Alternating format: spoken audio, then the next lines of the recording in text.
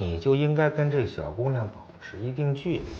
你也一把年纪的人了，应该明白什么能碰，什么不能碰，对吧？我明白，我怎么能不明白呢？你假明白。你要是真明白的话，就应该跟她保持距离啊！而且你还当着敏熙，你这不给自己找麻烦吗？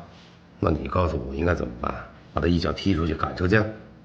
人该狠的时候就得狠一点。